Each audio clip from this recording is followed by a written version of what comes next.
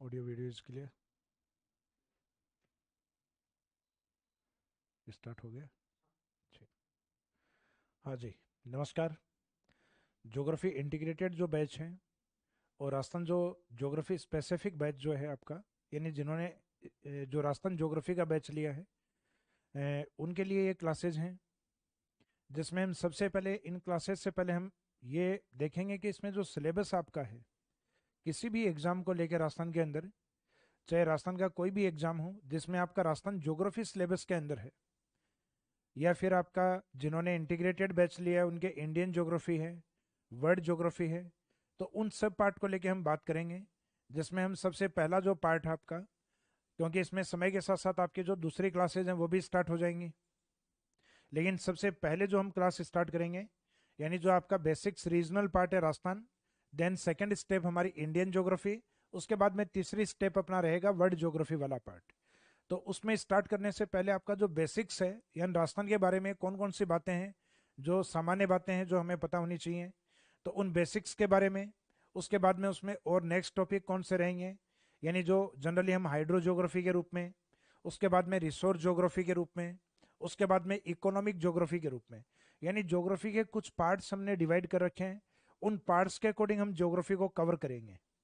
तो अब उसमें आपके कौन कौन से टॉपिक्स हैं सबसे पहले, और आज की इस क्लास में हम टॉपिक्स को लेकर डिस्कशन करेंगे।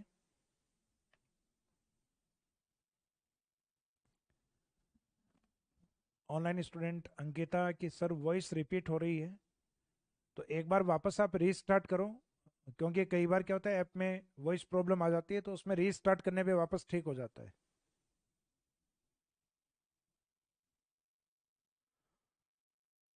सतीश मीणा सर फाइनली इंतजार खत्म हुआ है, बिल्कुल।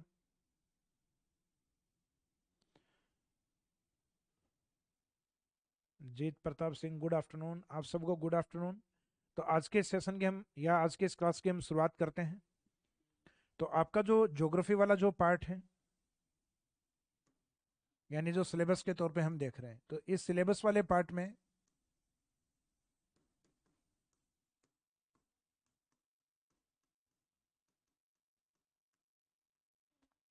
स्टार्टिंग टॉपिक जिनको हम लेंगे बेसिक टॉपिक्स के रूप में, यानी जो हमारी ज्योग्राफी का जो स्टार्टिंग यानी जो सामान्य पार्ट है या बेसिक जो टॉपिक है, उन बेसिक टॉपिक में आपका सबसे पहला पार्ट है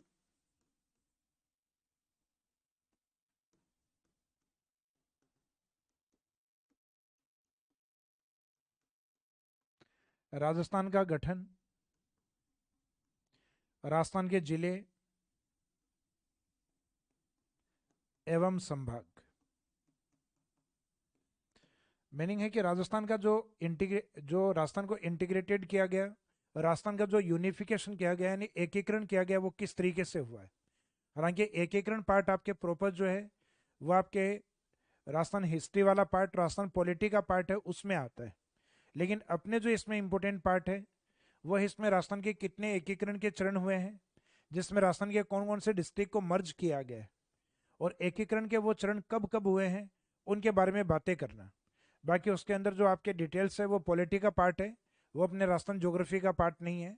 तो राजस्थान के गठन के अंदर जनरली हम ये देखते हैं कि राजस्थान आज प्रेजेंट के अंदर आपके जो राजस्थान का निर्माण हुआ, और उस निर्माण के बाद आज वर्तमान में वो 41 जिलों के रूप में रिप्रेजेंट है, यानी 41 जिलों के रूप में राजस्थान फैला हुआ है। तो वो 41 जिले किस किस तरीके से बने हुए हैं, और उन 41 जिलों का जो मुख्यतः डिस्ट्रिक्ट आधार पे हम देखते हैं, वहाँ के जो प्रमुख होते हैं वो डिस्ट्रिक्ट मजिस्ट्रेट अर्थात जिला कलेक्टर होते हैं। तो उसके ऊपर हमने एक व्यवस्था को और रखा है, संभागीय व्यवस्था को, डिवीजन वाली को। तो संभागीय व्यवस्था और डिवीजन के बारे में भी हम साथ में कवर करेंगे। तो राजस्थान का जो गठन, जिले और उसके डिवीजन या संभाग, ये स्टार्टिंग के आपका जो बेसिक पार्ट है, उसमें शुरुआत आपके यहाँ से की जाएगी।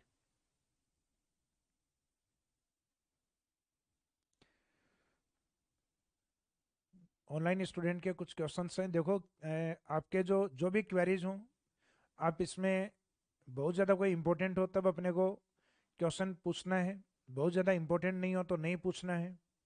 यानी कई बार क्या होता है कि अपन पढ़ने से ज़्यादा टाइपिंग में ध्यान दे रहे होते हैं।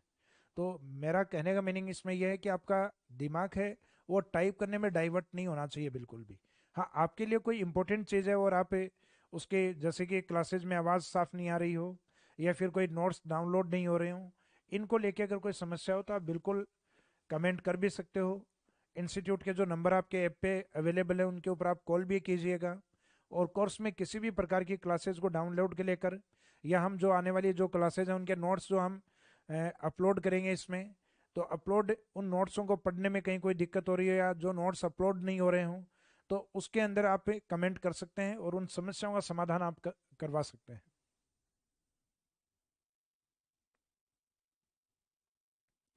तो ऑनलाइन स्टूडेंट में कि सर जब तक बुक नहीं आती हमारे पास, तो बुक अगर आपने ऑर्डर कर रखी है तो शायद हो सकता है 5 या हो सकता है 6 तारीख को आपको मिल जाएगी। तब तक नोट्स अपलोड कर दीजिए। बिल्कुल नोट्स जो जिन स्टूडेंट्स के पास ऐप का अगर कोई भी कोर्स है और राजस्थान ज्योग्राफी उस कोर्स का पार्ट है, तो उनके वैसे भी जो नोट्स हैं वो आपके अपलोड किए जाएंगे उसमें। उन नोट्स को कंटिन्यूस आप स्टडी कर सकते हो। जो बुक वाले नोट्स हैं वो नोट्स आपके इन क्लासेज में कंप्लीट होने हैं। तो अपने जो बेसिक वाले चैप्टर हैं जिसमें हम बात कर रहे थे, एक तो राजस्थान का गठन और इसके जिले, देन उसके बाद में सेकंड टॉपिक है राजस्थान का निर्माण, फॉर्मेशन ऑफ राजस्थान, राजस्थान के निर्माण के साथ इसकी स्थिति एवं विस्तार,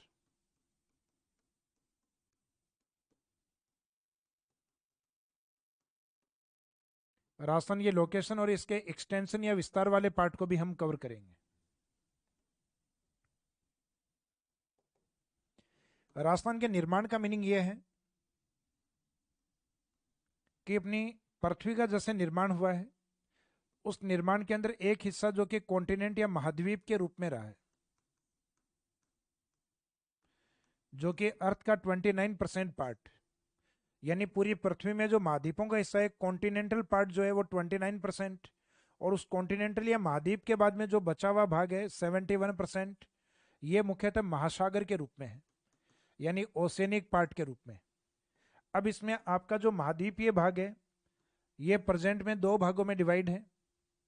महाद्वीप है जिसको जर्मन लैंग्वेज में अल्फ्रेड वेगनर ने अपनी थ्योरी में पेंजिया नाम से, हालांकि शब्द उससे पहले भी दिया जा चुका है ये, तो ये जर्मन लैंग्वेज में, क्योंकि जर्मन की थ्योरी है तो जर्मन के अकॉर्डिंग चलेगा, तो जर्मन थ्योरीज के अंदर या जर्मन लैंग्वेज के अंदर महाद्वीपों को पेंजिया बोला गया है। जैसे अपने लोकल में कहें, जैसे पृथ्वी हमारे लिए धरा है, भूमि है, जैसे आप इंग्लिश में उसको कन्वर्ट करके बोलोगे तो वो हमारे लिए अर्थ है, तो सेम वैसे ही जर्मन लैंग्वेज में अगर आप महाद्वीप को बोलोगे तो वो पेंजिया है। तो सभी महाद्वीपों को मिला के जर्मन लैंग्वेज में क्या बोला गया है? पेंजिया। पेंजिया कालांतर में या प्रेजेंट में हम देखें तो दो भागों में विभाजित है। पेंजिया का एक तो उत्तरी भाग है, ये वाला हिस्सा, एक उसका दक्षिणी भाग है। तो इसका जो नॉर्थ पार्ट है इसको नाम दिया गया है अंगारा लैंड, जबकि इसका जो सदर्न पार्ट है इसको बोला गया है गोंडवाना लैंड।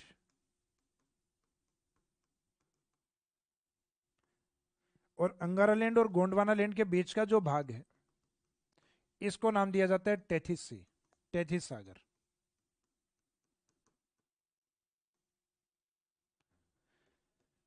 तो अपने राजस्थान का जो संबंध है, यानी राजस्थान का जो निर्माण है वो किस तरीके से हुआ है, तो राजस्थान का जो निर्माण है या यूं कहें जो भारत का जो निर्माण है वो मुख्यतः अपने इन दो पार्ट से रिलेवेंट है। एक तो गोंडवाना लैंड से, और ये शब्द कहाँ से आया? गोंड जनजाति से। जैसे आपको ध्यान होगा कि भारत में सबसे बड़ा जनजातीय समूह है या सबसे बड़ी जो ट्राइब है, जैसे राजस्थान में अपने मीणा को माना गया है बड़ी ट्राइब, वैसे इंडिया में प्रमुख जनजातीय समूह है वो माना जाता है अपने गोंड को। तो गोंड जनजाति से निकला हुआ शब्द गोंडवाना लैंड। तो अपने भारत में और राजस्थान के निर्माण में ये दो शब्द आपको याद रखने हैं, जिनको जनरली हम शॉर्ट में जीटी के नाम से बोलेंगे। तो जीटी का मीनिंग यहाँ रहेगा गोंडवाना लैंड और टेथिस सागर। तो राजस्थान की उत्पत्ति में हम इन शब्दों को कवर करेंगे, गोंडवाना लैंड और टेथिस सी को। ऑनलाइन स्टूडेंट की सर ये क्लासेस रिकॉर्ड रहेंगे, बिल्कुल रिकॉर्डेड भी रहेंगे, डाउनलोड का ऑप्शन भी रहेगा, आपकी इच्छा है उतनी बार इन क्लासेस को देख सकते हो। और एक जो निश्चित टाइम पीरियड जो हमने आपको इसमें एक्सेस दिया है वो उस टाइम तक रहेंगी। तो जितने भी इसमें आपसे क्लासेस से पहले आपको जो बताया गया है ये क्लासेस एज इट इज़ उसी फॉर्मेट में रहेंगे। नोट्स है उनको आप डाउनलोड भी कर सकते हो। और डाउनलोड करके उनको निकलवा के और उनको भी पढ़ सकते हो और उनको क्लासेस के साथ आप देखते रहिए। या फिर आप ये चाहते हो कि भाई डाउनलोड वाले जो नोट्स हैं वो थोड़े महंगे हैं, तो जो जिनके इजी अप्रोच में हो, तो जैसे ही बुक पहुंचे तो आप ये कर सकते हो कि जो बुक वाला पार्ट है उस बुक को भी आप परचेज करके उस तरीके से भी मुख्यतः उन नोट्स का फायदा उठा सकते हो। यानी जो आपके ज़्यादा इजी हो, जिस तरीके से आपकी इच्छा डाउनलोड करके और दूसरे टैब में या आपके पास कोई भी जो भी टेक्निकल जो सोर्स है आपके पास, उनके माध्यम से इनका आप लाभ ले सकते हैं। तो देखो हम अब अगले आधे घंटे बाद में आपके मैसेज में देखूंगा, क्योंकि जैसे बार बार हम ये बातें करेंगे तो बाद में कंटिन्यूस जो अपना कंटेंट है वो आप बार बार आप उसके ब्रेक लगेगा या उसमें गैप आएगा, तो गैप से वो क्या है, कई बार जनरली जो एक फ्लो बना होता है वो फ्लो टूट जाता है आप लोगों का भी और मेरा भी समझाने का जो एक फ्लो रहता है, तो उसमें आप इजीली उस कंटेंट को समझ पाएंगे अगर कंटिन्यूस फ्लो में रहेंगे अपन। तो इसमें जो राजस्थान का हो चाहे इंडिया का जो निर्माण हो, ये इस पृथ्वी में मुख्यतः दो भागों पे, एक तो गोंडवाना लैंड और बचा हुआ हिस्सा जो है वो तैतीस सागर पे। तो राजस्थान का निर्माण भी मुख्यतः जो सेकंड टॉपिक जिसमें हम बात कर रहे हैं राजस्थान के निर्माण, उसमें संबंध अपना एक तो गोंडवाना लैंड और दूसरा पार्ट रहेगा तैतीस सागर। एक पॉइंट आता है अपनी लोकेशन। लोकेशन वाला पॉइंट ऐसा है जिसको अक्षांश और देशांतर बताते हैं। तो इसका मीनिंग कोई भी ज्योग्राफिकल जो लोकेशन होती है,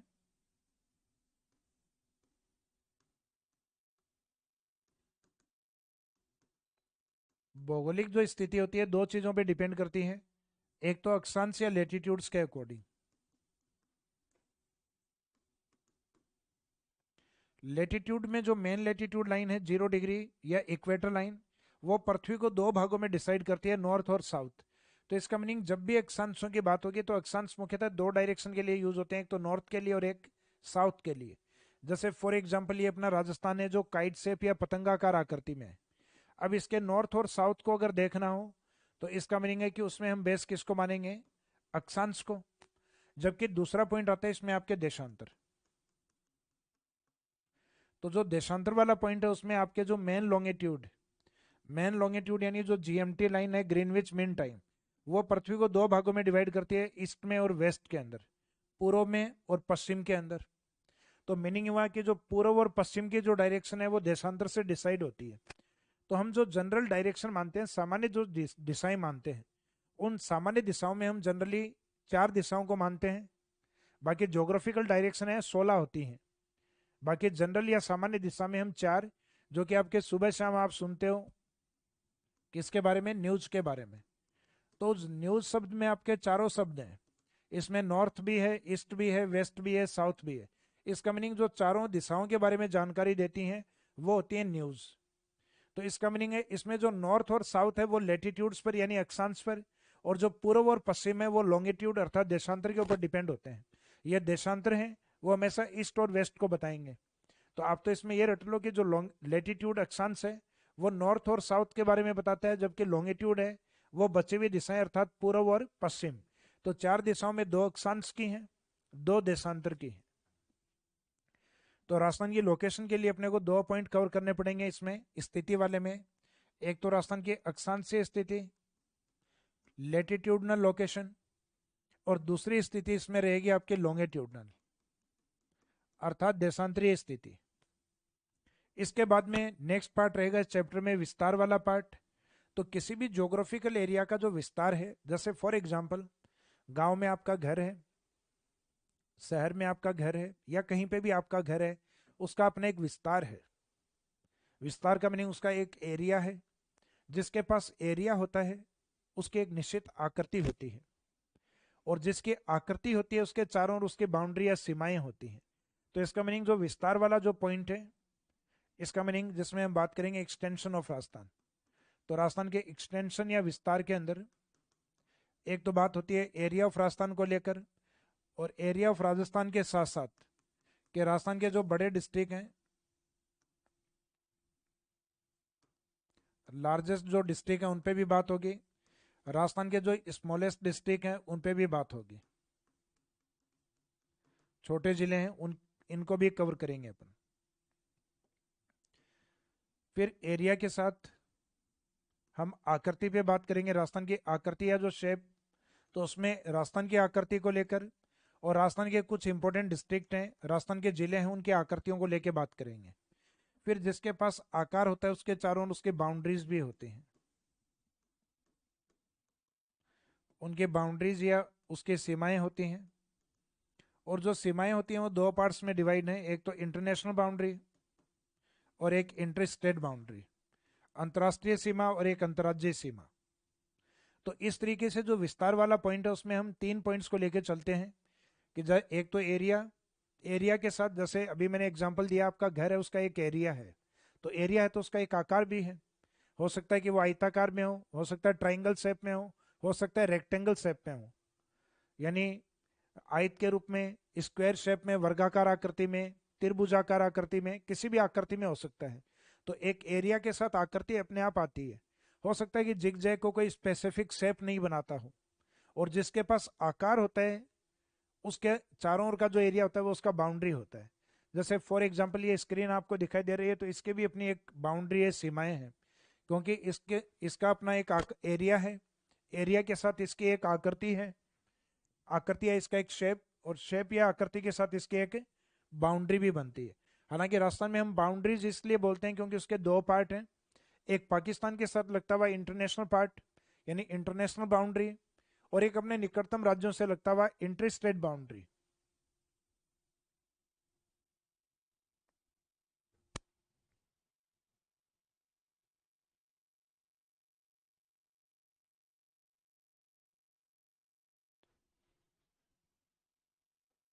तो आपके जो इंपॉर्टेंट कंटेंट होंगे वो बीच बीच में मैं लेता रहूंगा।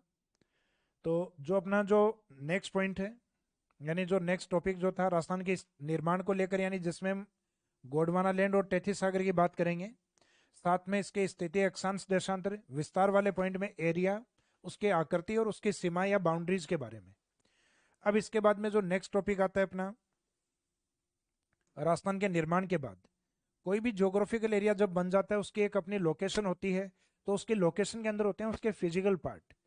फॉर एग्जाम्पल जैसे आपका जन्म हुआ, मेरा जन्म हुआ, तो अपनी एक लोकेशन बनी है, यानी अपना एक गांव है, अपना एक घर है, तो उसके साथ साथ अपने फिजिकल पार्ट्स भी हैं।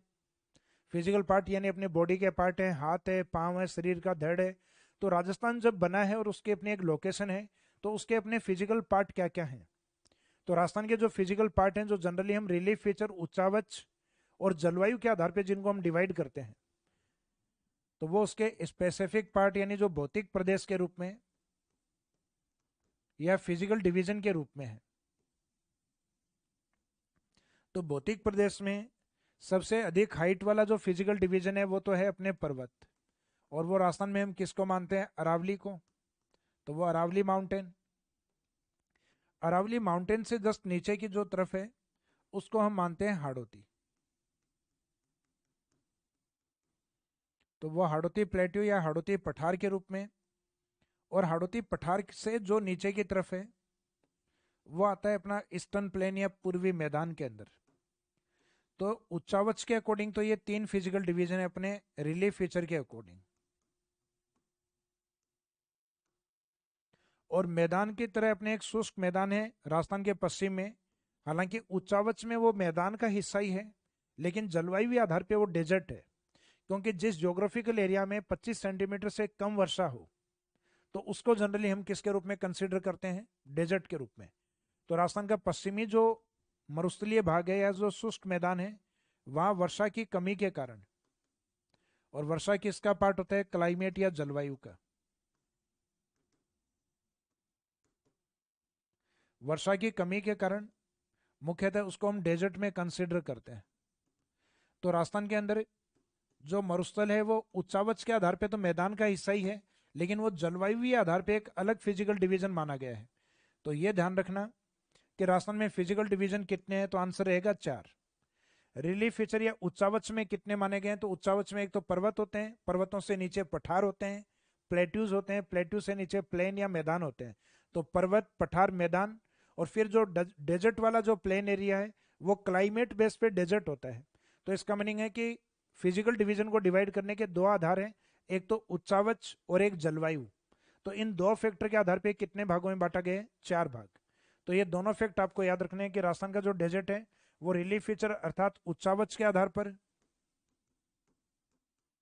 और एक जलवायुवीय आधार पर मुख्यतः 4 भागों में बटा हुआ है। तो इन 4 भागों के बारे में हम जो डिटेल से कवर करेंगे जब फिजिकल डिवीजन वाला पार्ट जब हम पढ़ेंगे उसके अंदर।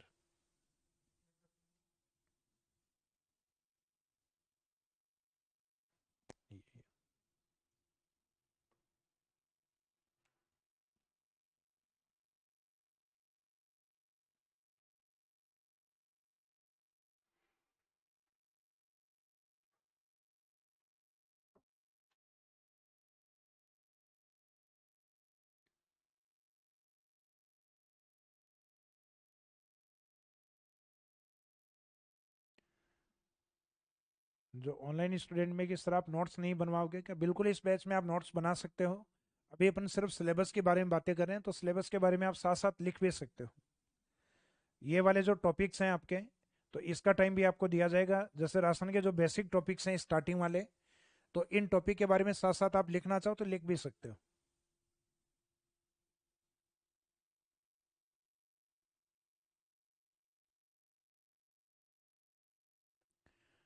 और कोई स्टूडेंट अगर किसी की भी तैयारी कर रहा हो कि राजस्थान के किसी भी एग्जाम की, तो इसमें राजस्थान ज्योग्राफी वाला जो कोर्स है, जिसमें आप किसी का एग्जाम ये लगता है कि जनवरी तक सिर्फ एग्जाम है, क्या हमारा नवंबर दिसंबर तक कोर्स हो जाएगा, तो मेरा अधिकतम जो प्रयास है आपके लिए कि नवंबर के लास्ट तक आपका कम से कम ये वाला कोर्स कंप्लीट हो जाए, राजस्थान ज्योग्राफी वाला।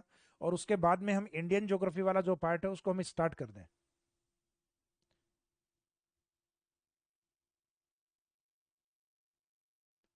तो फाइनली क्योंकि आपके तीनों पार्ट हैं इसमें, तो नंबर ऑफ टॉपिक्स हैं वो लगभग आपके 40 या 45 के आसपास तक है, जिनको कंप्लीट करवाने के अंदर लगभग लगभग 4 से 4.5 महीने का टाइम पीरियड चाहिए, यानी तीनों पार्ट को कवर करने के अंदर।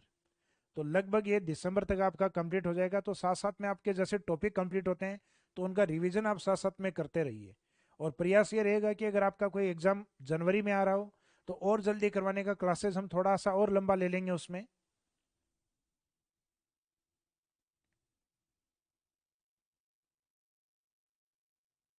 तो जिन स्टूडेंट का जनवरी के जैसे आपके मैसेज आ रहे हैं कि सर जनवरी में क्लास है, तो बेफिक्र रहिए, हो जाएगा आपका कंप्लीट। तो राजस्थान के फिजिकल डिवीजन, और जो फिजिकल डिवीजन होते हैं अपने जो 4 भौतिक प्रदेश हैं, उनकी अपनी सबकी एक अपनी क्लाइमेट होती है। जैसे फॉर एग्जाम्पल अपना शरीर है, उसके भी फिजिकल पार्ट है, उसका भी एक क्लाइमेट, उसकी भी अपनी एक जलवायु, यानी अपनी बॉडी का एक टेम्परेचर होता है। तो राजस्थान का भी अपना एक ऐसा टेम्परेचर है जो सीजन के अकॉर्डिंग चेंज होता है। गर्मियों में अलग है, वर्षा ऋतु में अलग है, शरद में अलग है, शीत ऋतु में अलग है। तो जो फिजिकल डिवीजन कवर करेंगे उसके साथ अपना जो नेक्स्ट टॉपिक कवर होगा वो रहेगा climate, climate of Rajasthan, Rajasthan की जलवायु को लेकर। तो ये स्टार्टिंग के जो 4 टॉपिक हैं, जिनको आपको एक तो रिवीजन इस तरीके से करना है कि इस टॉपिक में सबसे पहले एक तो राजस्थान का गठन एंड राजस्थान बना किस तरीके से है, उसके जिले और डिवीजन कौन से हैं। फिर नेक्स्ट राजस्थान की जो उत्पत्ति या निर्माण हुआ है वो कैसे हुआ है, फिर उसके लोकेशन और उसका विस्तार। तो ये 3 टॉपिक एक साथ हैं। उसका निर्माण, निर्माण होने के बाद में उसकी स्थिति और उसका एक्सटेंशन या विस्तार वाला पार्ट, यानी उसका एरिया, आकृति और सीमाएं। राजस्थान बनने के बाद उसके अंदर उसके फिजिकल डिवीजन कौन से हैं, और फिजिकल डिवीजन के बाद उसके क्लाइमेट या जलवायु कैसी है। यानी लगभग ये 4 टॉपिक आपके बेसिक ज्योग्राफी वाले पार्ट में रहेंगे। और क्लाइमेट के अंदर, जलवायु के अंदर अपने एक ऋतु आती है वर्षा ऋतु। वर्षा ऋतु आने के बाद अपने ड्रेनेज सिस्टम यानी जो नदियां हैं वो एक्टिव होती हैं। और नदियों के एक्टिव होने के साथ अपने नदियां, जो ड्रेनेज सिस्टम होता है उसके ऊपर लेक्स बनना, डैम प्रोजेक्ट बनना, इरिगेशन प्रोजेक्ट का बनना, ड्रिंकिंग वाटर प्रोजेक्ट का बनना। तो वो वाला जो टॉपिक है वो भी कहीं ना कहीं अपवाह तंत्र से जुड़ा हुआ रहता है, सिंचाई परियोजना वाला टॉपिक। तो अपना अपवाह तंत्र, उसके ऊपर डिपेंड है लेक्स या झील, उसके ऊपर डिपेंड है सिंचाई परियोजना। और पानी वाले चैप्टर में जनरली हम देखते हैं कि आजकल लगभग सभी एग्जाम्स के अंदर, वो चाहे आपके राजस्थान के अंदर ग्रेड वाले एग्जाम ले लीजिए, या चाहे सबसे ऊपर का एग्जाम हम देखें आरएस का एग्जाम, इन सब में एक कॉमन टॉपिक आ गया है जल संरक्षण की तकनीक, वाटर कंजर्वेशन टेक्निक्स के बारे में। तो उन वाटर कंजर्वेशन टेक्निक्स को भी हम साथ में कवर करेंगे।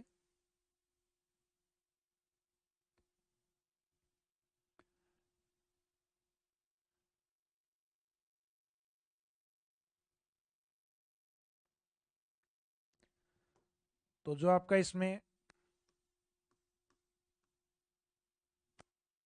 नेक्स्ट पार्ट यानी जो बेसिक ज्योग्राफी है, बाद में सेकंड बी पार्ट हम लेंगे हाइड्रो ज्योग्राफी के नाम से, यानी जिसमें पानी वाले टॉपिक्स की बात करेंगे।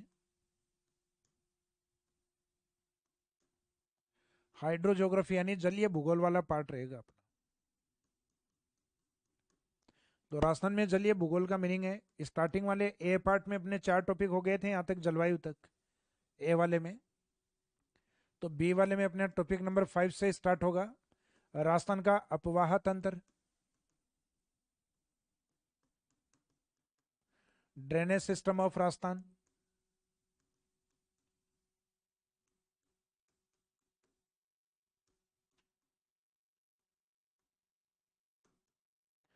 Drainage system of Rajasthan.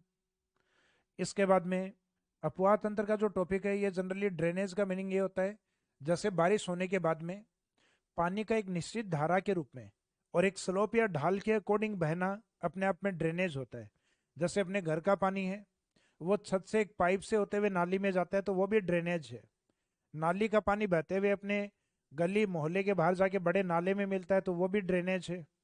और वो नाला जाके आगे किसी छोटी नदी या बड़ी नदी में मिलता है, तो वो भी ड्रेनेज का पार्ट। तो इसका मीनिंग पानी है, उसकी प्रवृत्ति होती है स्लोप के अकॉर्डिंग बहना, ढाल के अकॉर्डिंग बहना। तो एक जल धारा का एक स्लोप या ढाल के अकॉर्डिंग और एक निश्चित मार्ग से बहना अपवाह तंत्र या नदी कहलाता है। तो टॉपिक आपका 2 नाम से हो सकता है, या तो रिवर्स ऑफ राजस्थान के नाम से या ड्रेनेज सिस्टम ऑफ राजस्थान के नाम से। तो ये राजस्थान का जो अपवाह तंत्र है, इसी का ही दूसरा नाम है राजस्थान की नदियां, यानी ये रिवर्स वाले टॉपिक के नाम में भी लिखा हुआ हो सकता है।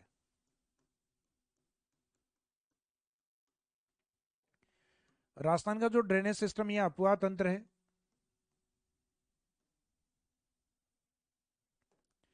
इसके ऊपर डिपेंड करता है लेक्स ऑफ राजस्थान, राजस्थान की झीलें।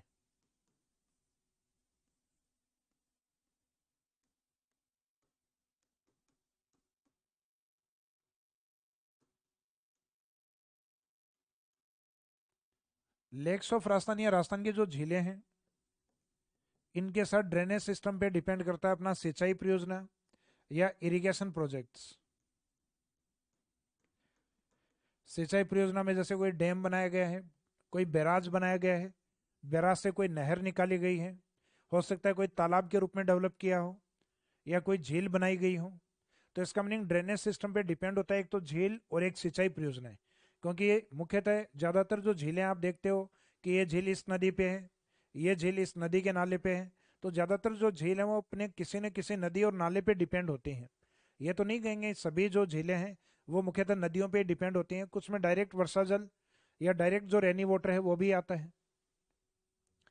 फिर सिंचाई परियोजना के बाद यानी इरिगेशन प्रोजेक्ट के बाद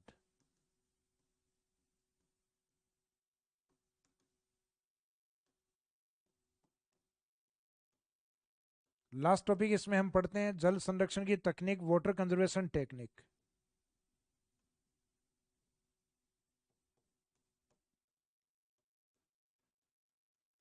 जल संरक्षण तकनीकें,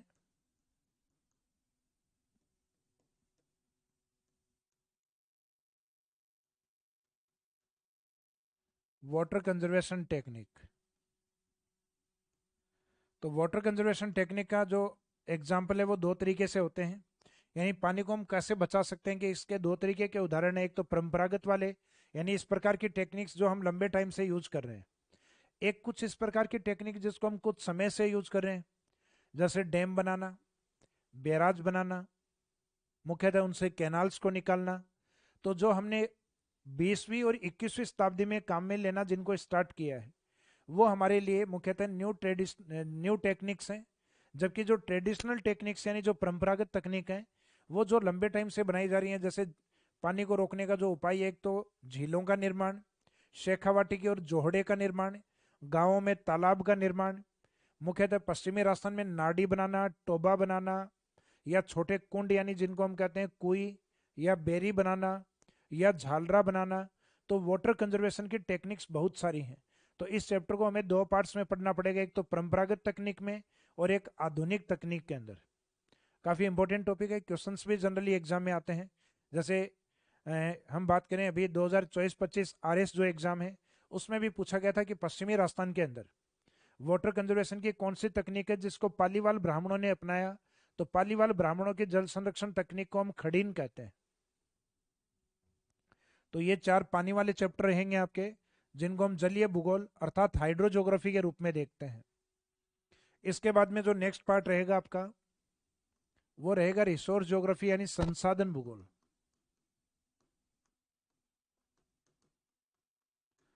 तो संसाधन भूगोल वाले जो चैप्टर हैं,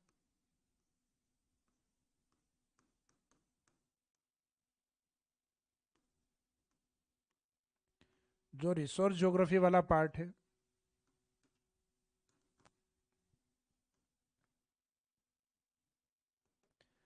उस रिसोर्स ज्योग्राफी के अंदर जनरली आप ये मानिएगा कि आप धरातल पे खड़े हैं। धरातल पे आप खड़े हैं तो आपके पाँव के नीचे सबसे इंपॉर्टेंट रिसोर्स क्या है? जैसे आप जमीन पे खड़े हैं तो जमीन के ऊपर की तरफ आपके पाँव के नीचे जो है वो क्या है? तो आपके माइंड में आएगा सर मिट्टी है, सॉइल है। तो यहाँ एक चैप्टर आपके आता है जो नेचुरल रिसोर्स है सॉइल। तो एक चैप्टर तो आपको रहेगा राजस्थान की सॉइल या मिट्टी को लेकर। फिर उस सॉइल या मिट्टी का निर्माण होता है पृथ्वी के आंतरिक भागों की चट्टानों से। और पृथ्वी के आंतरिक भागों की चट्टानें जो रॉक्स होती हैं, इन रॉक्स में मुख्यतः अपने मिनरल्स पाए जाते हैं। तो चट्टानों से रिलेवेंट अपना दूसरा टॉपिक आएगा खनिज।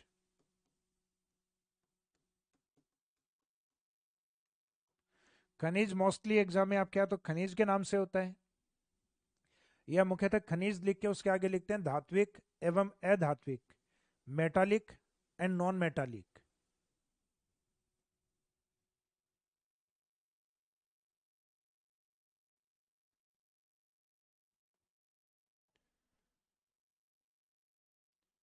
स्क्रीन पे कोई नंबर वगैरह चल रहा है क्या अपने?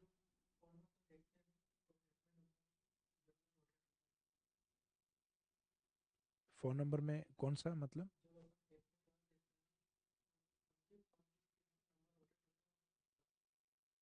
अच्छा, उनका खुद का नंबर। अच्छा, तो उसको बंद नहीं कर सकते अपन? अच्छा, जो नंबर आपका जो बार बार रोटेट हो रहा है स्क्रीन पे, उसको जो टेक्निकल टीम है हमारी उससे बंद करवा देंगे। आज तो वैसे भी सिलेबस को डिस्कस करेंगे अपन, यानी हम पढ़ने वाले जो अगले 2-3 महीने में अपना क्या सिलेबस चलेगा उसके बारे में डिस्कशन चलेगा। क्योंकि आज की फर्स्ट क्लास जो आपके सिलेबस को लेकर है, तो उस सिलेबस में आपका पार्ट क्या क्या है।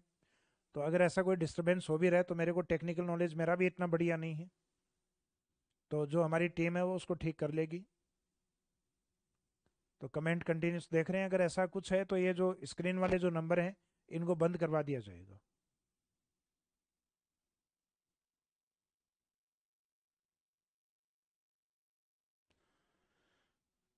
तो जो एक टॉपिक तो अपना पृथ्वी के ऊपर जो सोइल या मिट्टी है वो है।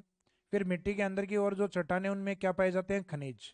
तो खनिज वाला चैप्टर या तो खनिज के नाम से होता है, या खनिज दो कैटेगरीज में डिवाइड होते हैं, एक तो धात्विक और जो धातु नहीं है इसका मीनिंग अधात्विक, मेटालिक और नॉन मेटालिक।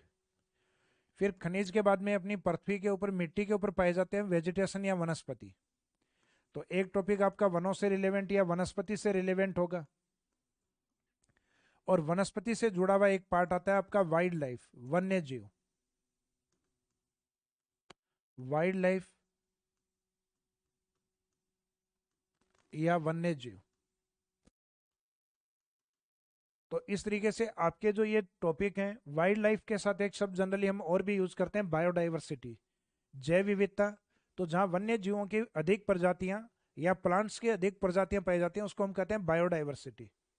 तो अपना जो वन्य जीव और जैव विविधता, उसमें समस्याएं क्या हैं, और जैव विविधता के संरक्षण के हम क्या प्रयास, क्या अप्रोच अपनाते हैं, तो उन सब के बारे में हम इस चैप्टर में बात करेंगे, राजस्थान के वाइल्ड लाइफ और उसके बायोडाइवर्सिटी को लेकर। तो हालांकि वन्य जीव अब हमारे लिए एज ए रिसोर्स के रूप में काम नहीं आ सकते, क्योंकि किसी भी वन्य जीव को हम अपने फायदे के लिए अब नहीं मार सकते। क्योंकि पहले जब बड़े राजवंश हुआ करते, रानी का आदेश आता कि मुझे हाथी दांत की चूड़ियां चाहिए, तो हाथी को निपटा दिया जाता, मार दिया जाता, और उसके हाथी दांत को निकालकर उसकी चूड़ियां बनाई जाती। लेकिन 1972 वाइल्ड लाइफ प्रोटेक्शन एक्ट, वन्य जीव संरक्षण अधिनियम, जिसका एक अमेंडमेंट या संशोधन आ चुका है 2022 के अंदर, तो वन्य जीव संरक्षण अधिनियम के बाद ये अपने लिए एज ए रिसोर्स के रूप में काम नहीं आ सकते।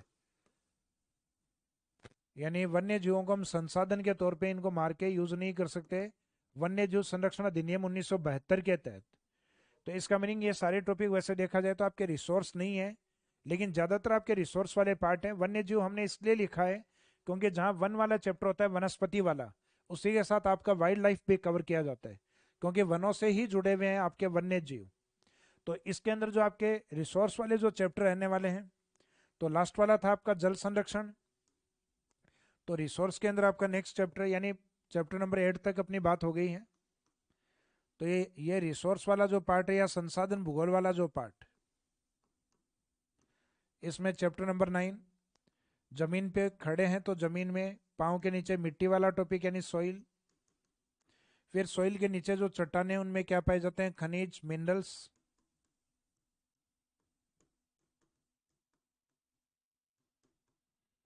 मिनरल से ही जुड़ा हुआ आपका पॉइंट है या टॉपिक है। खनिज से जुड़ा हुआ अपना मेटालिक एंड नॉन मेटालिक।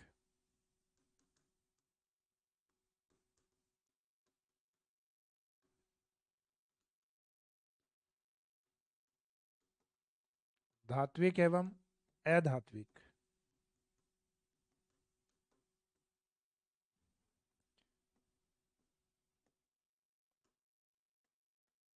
और चैप्टर नंबर 11 जो मिट्टी के ऊपर, तो मिट्टी के ऊपर अपने वेजिटेशन या वनस्पति।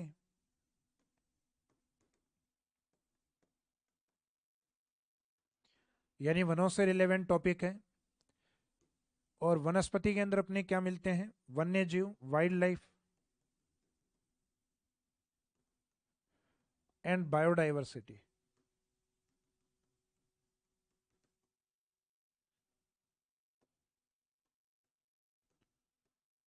वन्य जीव एवं जैव विविधता।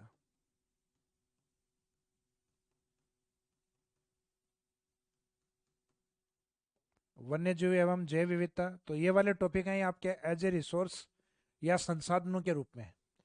अब ज्योग्राफी का इसके बाद जो पार्ट आता है वो आता है इकोनॉमी ज्योग्राफी, यानी जिसको हम कहते हैं आर्थिक भूगोल, जिसमें जनरली आपके डेटा, फैक्ट, स्कीम या योजनाएं, या जिसमें बात करें नीतियों की यानी पॉलिसीज की, जनरली वो ज़्यादा होता है। तो वो फैक्ट वाला पार्ट है जो हम लास्ट में कवर करते हैं। थोड़ा टफ भी रहता है, टफ इसलिए क्योंकि उसमें डेटाज के ऊपर बात ज़्यादा होती है, और डेटा आपको ध्यान है फैक्ट वाले होते हैं जिनको बार बार पढ़ते हो, बार बार भूल जाते हो। तो लगभग उसको 4 या 5 बार जब तक रिवीजन नहीं करोगे, वो बिल्कुल अपने रनिंग में या अपन कहते हैं कंठस्थ नहीं होते। तो इसका मीनिंग डेटा वाले पार्ट को आपको बार बार रिवीजन करना पड़ेगा।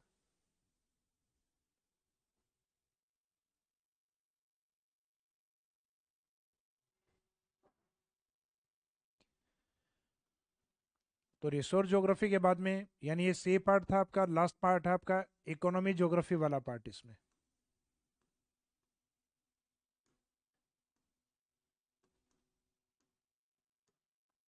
आर्थिक भूगोल। तो इकोनॉमी ज्योग्राफी या आर्थिक भूगोल वाला जो पार्ट है आपका, इसके अंदर अपने को अर्थव्यवस्था के बारे में गांव से यानी ग्रामीण क्षेत्र से सोचना है। फॉर एग्जाम्पल आप गांव में हैं तो आपकी अर्थव्यवस्था का आधार क्या होगा। तो सामान्य सी बात है, कोई भी व्यक्ति बता देगा कि गांव में कृषि या खेती होगी।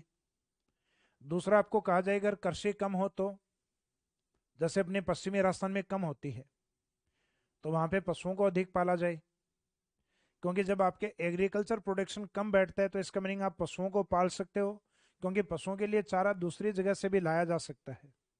तो पॉसिबल है कि वहाँ अपने एनिमल वेल्थ या लाइव स्टॉक अधिक हो। तो कृषि के साथ जुड़ा हुआ एक दूसरा टॉपिक आपके पशुपालन। फिर आप ये मानिएगा कोई व्यक्ति गांव में नहीं रहना चाहता, वो चाहता है कि मैं सिटी में शिफ्ट हो जाऊं और अपनी इकोनॉमी का जो बेस है वो मैं या तो सर्विस में लग जाऊं या फिर किसी इंडस्ट्रीज में काम करूं। तो सर्विस तो या सेवा क्षेत्र तो वैसे भी आपका इकोनॉमी का टॉपिक है, लेकिन इंडस्ट्री या उद्योग है, ये दोनों में आता है। तो उद्योग आपके ज्योग्राफी के सिलेबस में भी होता है। तो इसका मीनिंग दो टॉपिक तो आपके ग्रामीण क्षेत्र से जुड़े हुए हैं, जो ग्रामीण अर्थव्यवस्था का आधार है। तो लास्ट में जो टॉपिक हमने देखा था यहाँ वाइल्ड लाइफ यानी टॉपिक नंबर 12। उसके बाद में डी वाले पार्ट में इकोनॉमी ज्योग्राफी में टॉपिक नंबर 13 और टॉपिक नंबर 14 दोनों ग्रामीण क्षेत्र से जुड़े हुए हैं, एग्रीकल्चर और साथ में पशुपालन।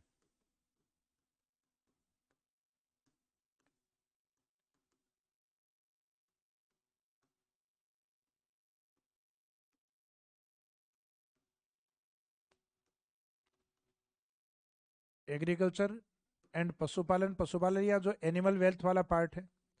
फिर आप ग्रामीण क्षेत्र से अगर शहरी क्षेत्र में शिफ्ट होते हैं, ग्रामीण से अगर आप शहरी क्षेत्र में शिफ्ट होते हैं, तो शहरी क्षेत्र में इकोनॉमी का जो मेन बेस है, एक तो रहेगा आपका इंडस्ट्री या उद्योग। उद्योग के साथ एक पार्ट और ऐड होता है आजकल, उद्योग एवं औद्योगिक विकास।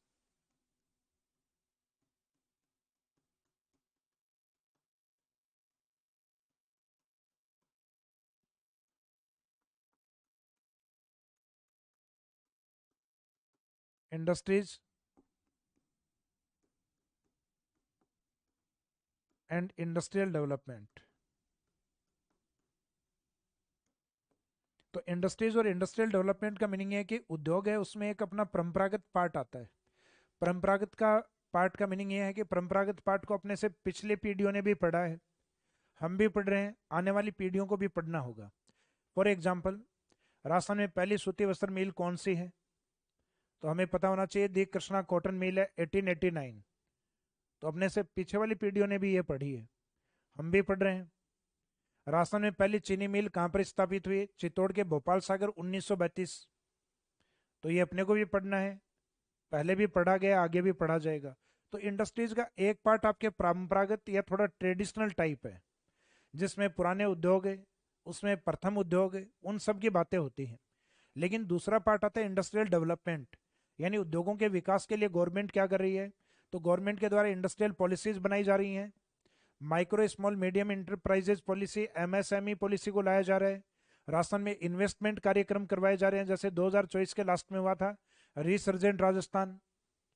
राजस्थान के अंदर सेज एरिया बनाए जा रहे हैं, स्पेशल इकोनॉमिक जोन। इंडस्ट्री से रिलेवेंट संस्थान है वो कंटिन्यूस बनाई जा रही हैं। और मुख्यतः निर्यात के लिए या उद्योगों को स्थापित करने के लिए अपने मुख्यतः औद्योगिक पार्क, निर्यात पार्क और कॉम्प्लेक्स। इसका मीनिंग है कि अपने यहाँ से जो एक्सपोर्ट किया जाए, एक्सपोर्ट पार्क भी, इंडस्ट्रियल पार्क भी, और मुख्यतः यहाँ पे जो इंडस्ट्रियल कॉम्प्लेक्स होते हैं उनको भी बनाया जा रहा है। तो मीनिंग है कि उद्योग का जो एक पार्ट है जो थोड़ा सा लेटेस्ट है, जो जनरली हम इकोनॉमिक सर्वे में भी पढ़ते हैं, सॉरी। तो एक पार्ट रहेगा इसमें आपका इंडस्ट्रियल डेवलपमेंट, औद्योगिक विकास वाला पार्ट। तो उद्योग के साथ औद्योगिक विकास, इंडस्ट्रीज एंड इंडस्ट्रियल डेवलपमेंट। उद्योगों तक रॉ मटेरियल को लेकर आना और तैयार माल को बाजार तक लेके जाना, यह काम होता है परिवहन का। तो उद्योग के साथ आपका एक टॉपिक जुड़ा हुआ होता है परिवहन, परिवहन टॉपिक। फिर इंडस्ट्रीज को चलाने के लिए सिर्फ परिवहन काफी नहीं है, इंडस्ट्रीज में मशीनरीज होती हैं। तो जो परिवहन के माध्यम से रॉ मटेरियल आया उसको मुख्यतः प्रोडक्ट में कन्वर्ट करने के लिए अपने को मशीनरी की आवश्यकता होती है, और मशीनरी को चलने के लिए ऊर्जा की आवश्यकता होती है। तो इंडस्ट्रीज के डेवलपमेंट के लिए एक तो परिवहन, और एक परिवहन के साथ जो नेक्स्ट टॉपिक रहेगा आपका वो एनर्जी या ऊर्जा। जो जनरली अपने जो आरएस वाला एग्जाम होता है उसमें परंपरागत गैर परंपरागत नाम से दिया हुआ होता है। बाकी जो आपके टीचर ग्रेड एग्जाम है या राजस्थान के जो अदर एग्जाम है, उनमें ऊर्जा के टॉपिक को नवीकरण और अनवीकरण, रिन्यूएबल और नॉन रिन्यूएबल में डिवाइड किया गया है। जैसे हम चैप्टर पढ़ेंगे तो उसमें दोनों में अंतर बताएंगे कि नवीकरण और अनवीकरणीय में क्या अंतर है। तो नेक्स्ट टॉपिक जो रहेगा आपका इसमें परिवहन के साथ एनर्जी या ऊर्जा। अब ऊर्जा के साथ इंडस्ट्रीज को चलाने के लिए क्या चाहिए? तो इंडस्ट्रीज के लिए एक तो परिवहन और एक ऊर्जा और एक चाहिए मैन पावर। मैन पावर का मीनिंग होता है मानव, और मानव अपने को प्राप्त होता है मानव जनसंख्या से। तो इसका मीनिंग इंडस्ट्रीज के साथ अपना परिवहन, ऊर्जा और एक जनसंख्या। तो जनसंख्या वाला टॉपिक भी हम इसी में ऐड करके चलते हैं।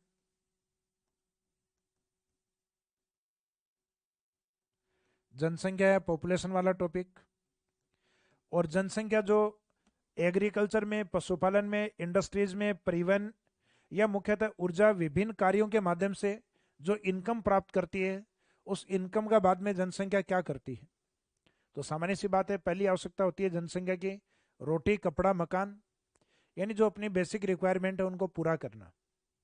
और उसके बाद में जनसंख्या क्या करेगी?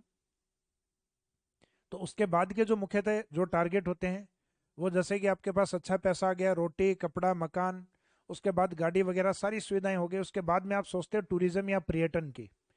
तो यहाँ जनसंख्या है वो इन सब सेक्टर में काम करने के बाद जो इनकम प्राप्त होगी, उनमें बेसिक रिक्वायरमेंट के बाद में वो किसके बारे में सोचेगी, पर्यटन या टूरिज्म के बारे में। तो एक टॉपिक आपके टूरिज्म या पर्यटन भी दिया हुआ रहता है। तो ये ज़्यादातर आपके जो इकोनॉमी वाले जो टॉपिक हैं वो ये हैं, जिसमें हम ग्रामीण क्षेत्र से शहर की तरफ सोचेंगे तो गांव में कृषि है, पशुपालन है, शहर में उद्योग हैं, उद्योगों को चलाने के लिए परिवहन, ऊर्जा और मैन पावर यानी जनसंख्या है। और साथ में जनसंख्या जो इनकम प्राप्त करेगी उससे वो क्या करके आएगी, टूरिज्म या पर्यटन। तो पर्यटन भी आपके सिलेबस का एक पार्ट है। उसके बाद में कुछ जो आपके अदर टॉपिक्स दिए हुए हैं, यानी कुछ अन्य टॉपिक आपके सिलेबस में ऐड हैं,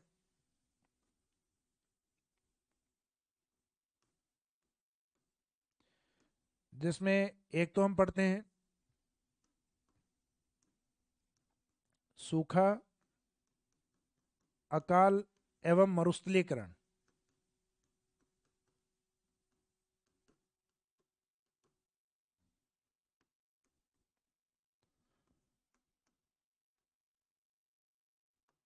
जो आपके ड्रॉट, फेमाइन एंड डेजर्टिफिकेशन।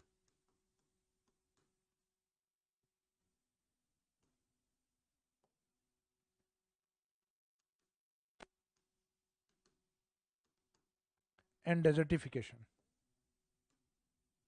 तो ये वाला पार्ट। इसके बाद में अच्छा, ये टॉपिक नंबर आपका शायद लास्ट में 16, 17, 18, 19, 19 के बाद में टॉपिक नंबर है 20। इसमें सीक्वेंस ये 20 नंबर। तो राजस्थान में आपको ध्यान है सूखे की स्थिति लंबे टाइम तक अपने बनी रहती है, कई बार वर्षा कम होती है। इसमें सूखे के अलग अलग टाइप हैं। अकाल है तो अकाल में भी अलग अलग प्रकार के अकाल हैं अपने, जैसे एक छपनिया अकाल है। छपनिया अकाल तो हालांकि वर्ष के आधार पे दिया है, बाकी जिस तरीके से अपने कमी होती है, जैसे पानी की कमी है, अन्न की कमी है, या मुख्य पानी, अन्न, चारे, तीनों की कमी होना अपने आप में त्रिअकाल है। तो अकाल के भी अपने अलग अलग टाइप हैं। तो इसमें एक तो अपना जो ड्रॉट या सूखा है, और एक जो फेमाइन या अकाल की जो स्थिति है, वो आपके जनरली राजस्थान के अंदर एक जुड़ा हुआ पार्ट है, क्योंकि राजस्थान का अधिकांश हिस्सा सूखे से प्रभावित होता है। सूखे का मीनिंग हमारे यहाँ डेजर्ट कंडीशन काफ़ी ज़्यादा है। तो जब सूखे की स्थिति लंबे टाइम तक होती है तो उसको हम अकाल मानते हैं। और ये स्थितियां होने के कारण मुख्यतः उनका प्रभाव डेजर्टिफिकेशन के रूप में अपने को दृष्टिगत होता है, या मुख्यतः वो डेजर्टिफिकेशन के रूप में सामने आता है, मरुस्थलीकरण के रूप में। तो आपका ये भी इंपॉर्टेंट टॉपिक है इसमें, सूखा अकाल और मरुस्थलीकरण। और उसके बाद में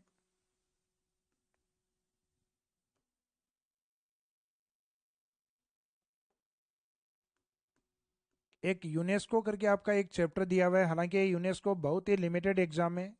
जैसे कि हम बात करें, जैसे आरएस जैसे एग्जाम में आता है, बाकी जो जनरल एग्जाम्स होती हैं राजस्थान के अंदर उनमें जनरली नहीं आता।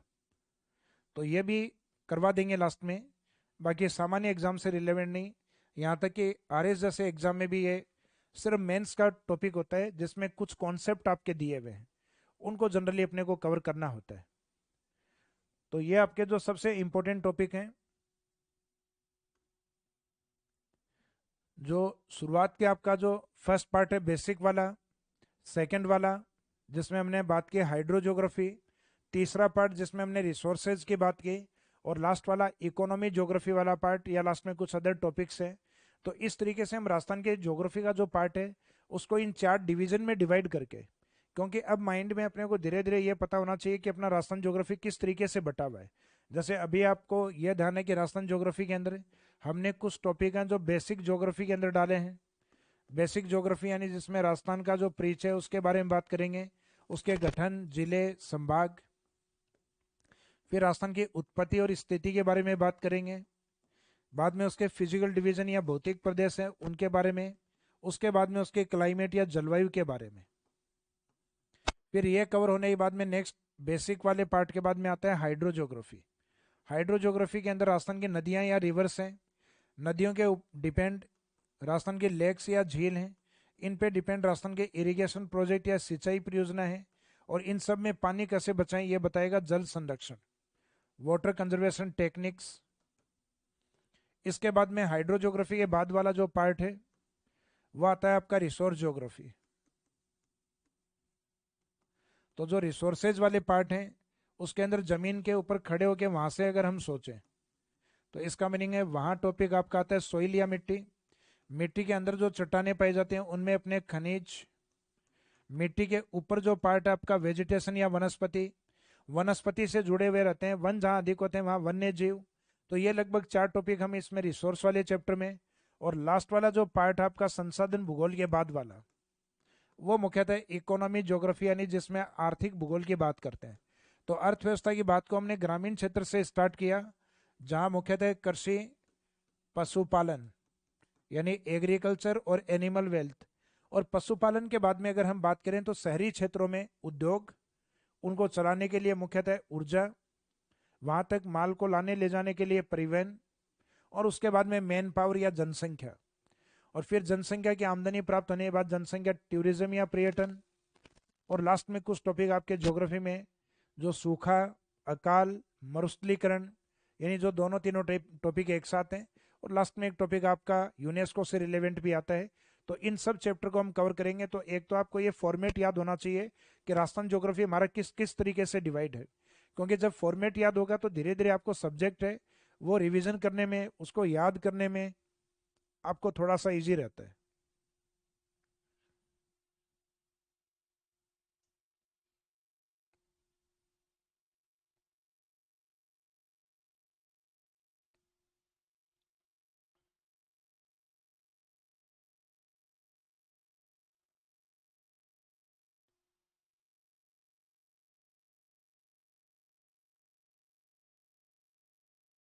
ये इसमें कौन सा है ऑप्शन?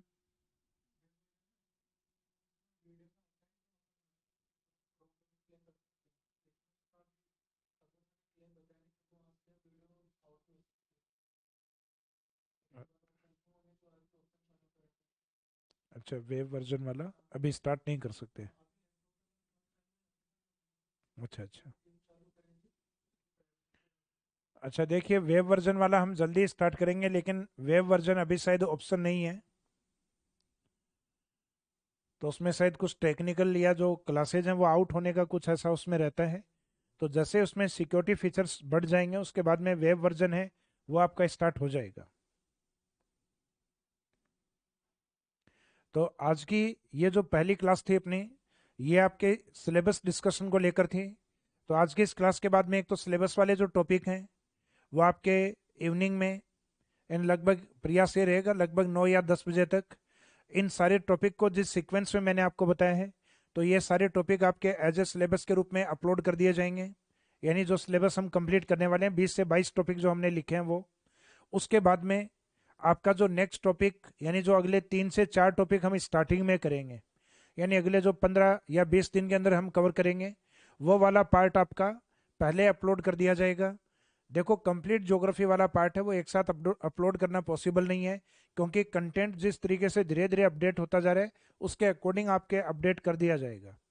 तो इसका मीनिंग है कि जो कंटेंट वाला जो पार्ट है उसमें आप बेफिक्र रहिए, और जो 4 टॉपिक यानी जिसमें लगभग आपके 80 90 या 100 पेजेस के आसपास हैं उनको निकलवा के और आप स्पाइरल करवा लीजिए, ताकि वो मैटर है वो आपके पास एक साथ भी रहे और इजीली आप उसको कंटिन्यूस रीडिंग करते रहें।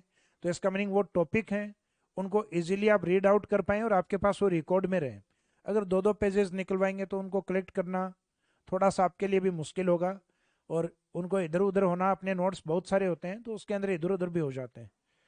तो नोट्स किस तरीके से आपको पढ़ने हैं यानी टॉपिक अपने को किस तरीके से पढ़ने हैं, तो वो साथ साथ में हम बातें करते रहेंगे इसमें कि इनको किस तरीके से कवर करना है। बाकी टॉपिक जिस तरीके से चलते रहें साथ साथ में इन क्लासेज को आप लेते रहें, कहीं साथ साथ में कवर कर लेंगे इसका मीनिंग सब्जेक्ट आपका बिल्कुल कंठस्थ हो जाएगा उसके साथ। और देखिए, जो कंटेंट अवेलेबल करवाया जाएगा उसमें बिल्कुल बेफिक्र रहिए, इस कंटेंट के अलावा या इस सिलेबस के बाद में आपको जितने भी पार्ट हैं Rajasthan geography, Indian geography, world geography, उसके अंदर फिर आपको कहीं पढ़ने की आवश्यकता नहीं है। यानी ये तीनों टॉपिक का कंप्लीट होने का मीनिंग है आप किसी भी एग्जाम के क्वेश्चन इजीली क्वालिफाई, इजीली उनको क्रैक कर सकते हो। तो आज के इस सेशन को हम यहीं समाप्त करेंगे। उसके बाद में अच्छा, आपके कुछ ऑर्डर हैं? बुक वाले ऑर्डर के लिए बात कर रहे हैं आप, तो बुक वाले जिन स्टूडेंट्स ने जो ऑर्डर किए हुए हैं उनको जल्दी 5 या 6 तारीख की डेट है, क्योंकि हमारे यहाँ से डिस्पैच होना स्टार्ट हो गए हैं। तो 3-4 दिन जो भी आपका टाइम लगेगा उसमें लगेगा।